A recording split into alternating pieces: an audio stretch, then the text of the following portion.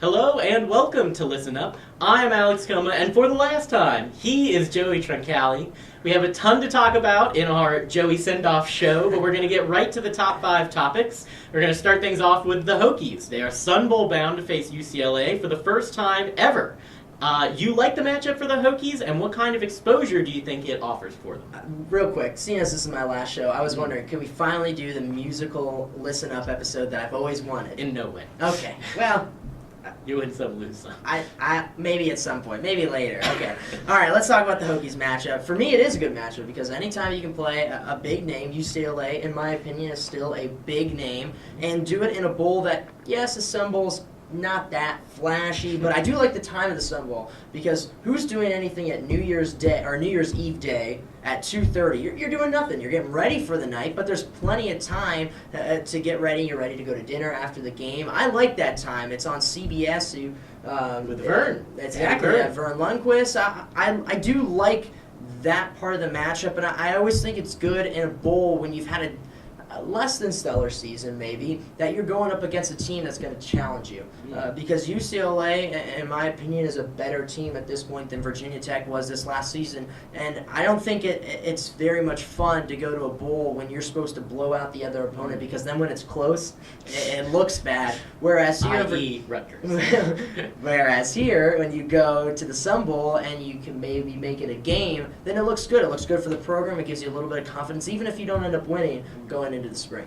Yeah, and UCLA is a tough team. Honestly, this might be the best team that they've played since Alabama. I don't think that's unreasonable to say. You know, they have their 3 losses in the Pac-12, but you got to look at 2 things. Pac-12 was a very difficult conference this year, and this team was literally loaded with freshmen. You know, Brett Hundley, their leader, he's only a sophomore. This is a team that I think has a lot of room to grow and get better. They had the freshmen of the conference on both offense and defense because the guy managed to play 2 ways, which I think is insane. And so I think this is very much a good team. I think that they might be, a little bit of a tough matchup for the Hokies, especially because Hundley is a very mobile quarterback. And we've seen their issues with mobile quarterbacks. Now, the difference is Bud Foster has a month to get ready for it versus a week for a guy like C.J. Brown. So hopefully the Hokies defense will be up to the task, but their defense is no slouch either. They have a few issues in pass coverage, but when it comes to the front 7, they're a talented group. They've got this guy, Anthony Barr, that people think could be a top 5 draft pick in this coming NFL draft,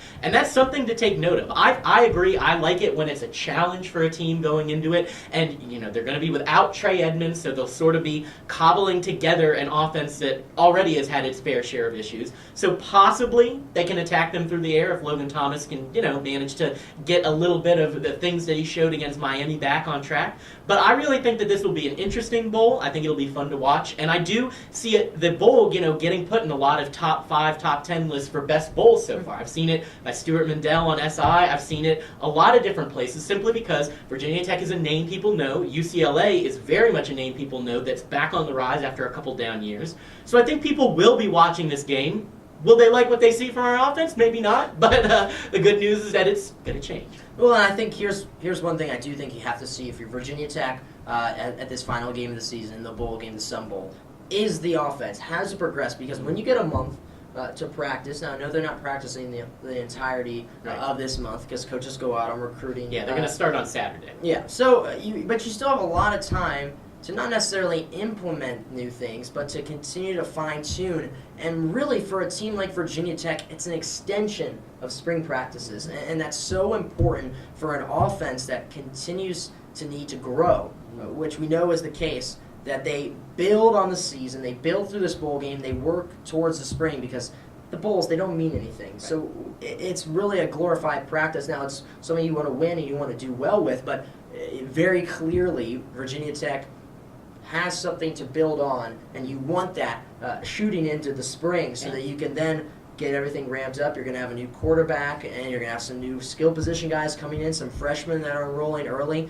Got to implement them, the new offensive line, and then you go to work next fall, and maybe you can come back to the Sun Bowl game and say, you know what, we started to do some things that we liked back in that game on December 31st. Yeah, and the bowl practice is a good opportunity, like you said, to not only look at UCLA and prepare for them, but really the bigger priority is getting one last look at these young players who you think can play a role on the team next year before spring practice. I think there are a lot of young guys, particularly on offense. Defense is going to be a concern, but I think that there are a lot of young guys that are on the team on offense right now that haven't had a chance to make it onto the squad because some veterans have been in front of them. And now they're really going to have a chance to sort of see what they can do. I'm particularly interested in Alston Smith at guard. Andrew Miller's not going to be there anymore. And Wyatt Teller at tackle. He's a guy, he's smashing records in the weight room, and I think that he can be really dynamic, even though, much like Smith, he's barely played the position. So I'd really love to see them use the time here and get as many reps as possible.